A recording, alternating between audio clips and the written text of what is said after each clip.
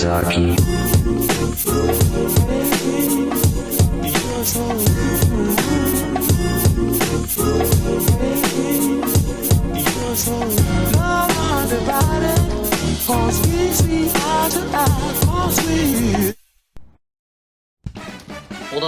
Hold on. Hold on.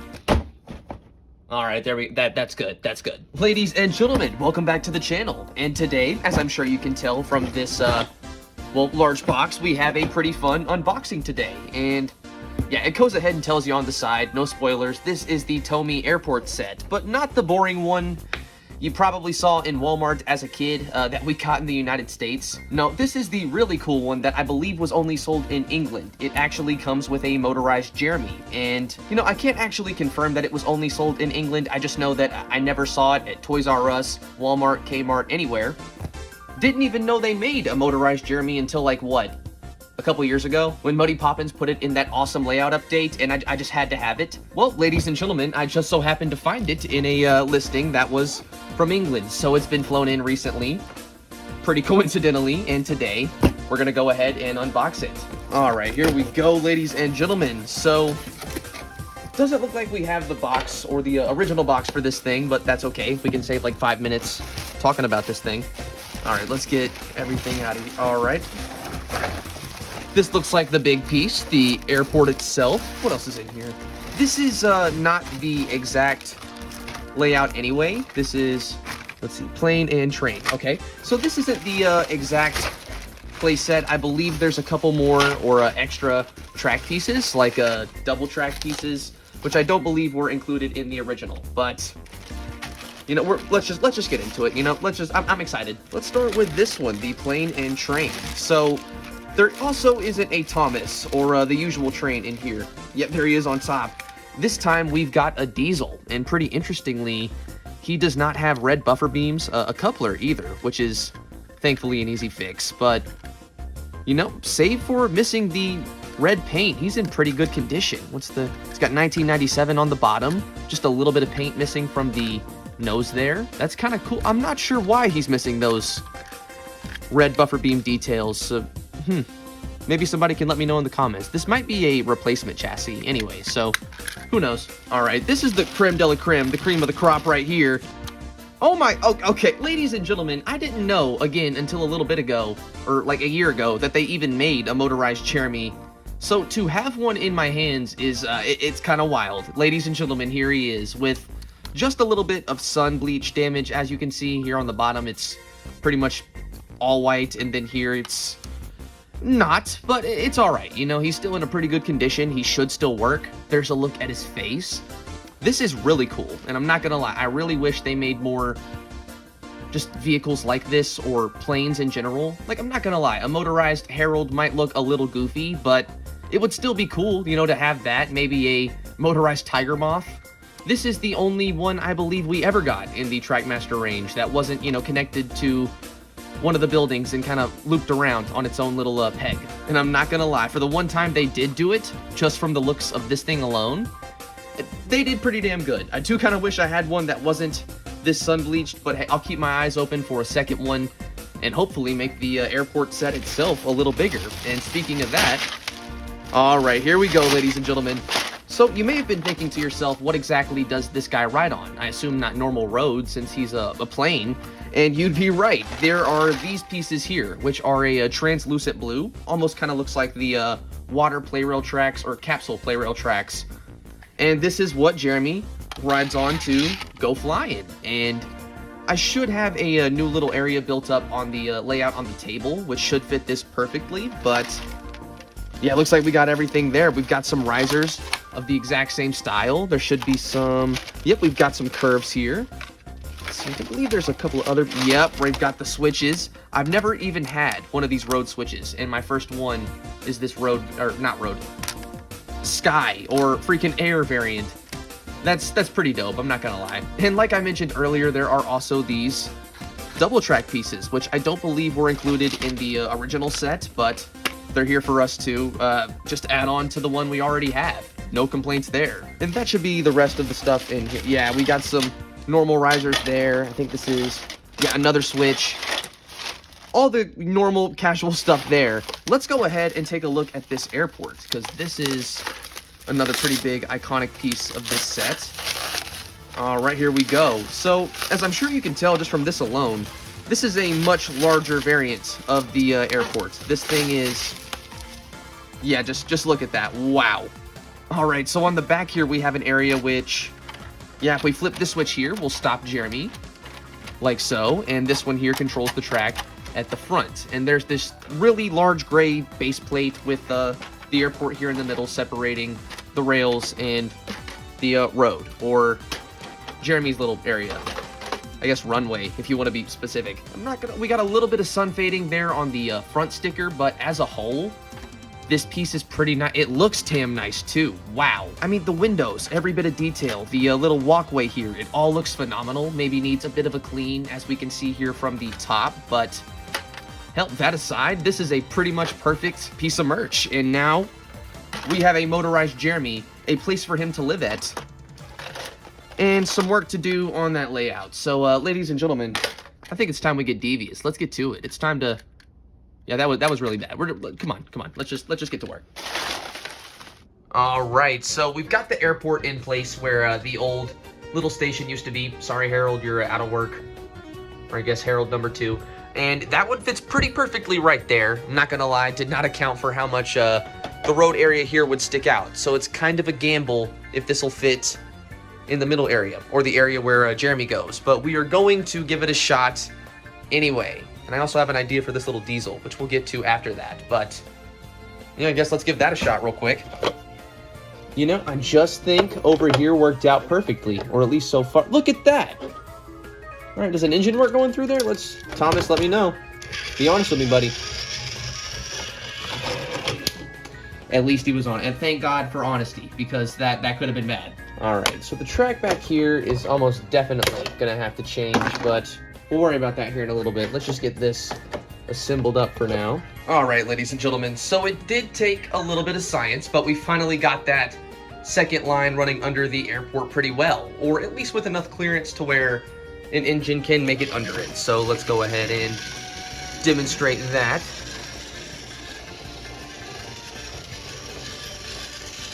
There we go. No interference, no taking the road with him. There we go. I think he needs a new battery, but we'll get to that later. Here it is, added on to the set, and I can't lie, this thing looks pretty nice. This is a lot cooler than I thought it was gonna be. Just seeing road in a translucent blue like this, knowing that Jeremy is soon to be tearing that shit up, that's kind of dope, I'm not gonna lie.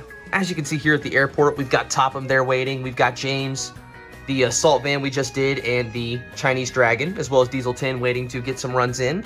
Let's go ahead and get Jeremy stopped there, and James over here ready for us. Now, I do want to get a closer look at Jeremy really quick, and also do that modification to Diesel there, or should I call him Mute? I probably just said too much. Let's get to that. All right, ladies and gentlemen, welcome back to the workbench, and really quick, let's get a look here at the motorized Jeremy. I'm not gonna lie, this is a banger little model. This thing is pretty damn cool. Now we're going to finally open it up and give him a quick test, see what battery he takes, and throw him in there. All right, now what kind of batteries does he need? All right, we need one AA for this guy, and I believe this is a C. Yeah, this is a C battery diesel, but we're going to probably use a AA since I don't have a C to test him as well. So let's go ahead and do that. 1 and 2. All right, let's give these things a quick test. All right, Jeremy first. Okay, ladies and gentlemen, as we can see from this little switch here, once we flip that, we've got movement. So, all right, it looks like Jeremy is a functioning little dude. Let's go ahead and get him put back together here in a second. Now let's test Diesel and see if he does the same. Now, I mean, it's pretty weak because we're using a AA, but there we go. Diesel now works as well. And, you know, just for the heck of it, since I have a coupler right here, let's go ahead and get him fixed up and do that little modification I was talking about. All right, ladies and gentlemen. All right, and this coupler shouldn't be anything too serious really at all. It's just as simple as basically pulling the motor up a little bit. You don't even have to take it the full way out, but you do want to, oh, there we go, at least get the screws pretty damn loose. And take your coupler like so, and work it in there. There we go. And now we just put the dude back together. That's screwed back in. All right, there we go. Ladies and gentlemen, Diesel now has a functioning coupler. And now let's go ahead and do that little mod. All right, so I don't know about you guys, but seeing a Diesel, he has no red buffer beams. He's got that creepy smile on his face. I don't immediately think Diesel. I kind of immediately think Mute from the Mad Bomber. And I think you know what we're about to do. Now, I was gonna say let's use this blue Sharpie pin here, but that's kind of permanent and also doesn't lay very well on top of black. So I think we're gonna use some actual paint, and let me go and find that as well real quick. All right, ladies and gentlemen, so we're basically just gonna take a little bit of this Apple Barrel Bright Blue. As you can see, we've shaken it up. There's a little bit here in the lid, and we're just gonna take the end of a paintbrush. I think that was a plane. I'm not 100% sure. Jeremy, can you shut up? We're kind of busy right now. Boom, boom. There we go, and kind of make it run just a little bit. There, streak attack. There we go. All right, ladies and gentlemen. So now he's got that little blue paint mark, which we'll let dry, and there we go. We've now got a Trackmaster Mute for free. Or not free, I definitely paid for it, but you know, it wasn't that hard to customize at least. All right, so let's let that guy dry, get Jeremy put back together, and get on making these dudes run. All right, ladies and gentlemen, so quick update. I kind of messed up. As you probably noticed earlier, this was a little too close to here. Jeremy couldn't make it without the wing hitting the tunnel. So this has been not only moved back, we now have that rearranged a little. Harold is now back, but we have this area extended a bit as well. So the, I guess runway does this little curve thing, comes up and over the main line, or branch line. I guess that's the main line. And boom. We also have the man, the myth, the legend, Mute now on the tracks and all dried. As we can see here, he is ready to tear shit up. Still got a double A in there, but that's not stopping him for anything. So now, ladies and gentlemen, I think the only thing left to do is take these two on a quick run and show you how they work.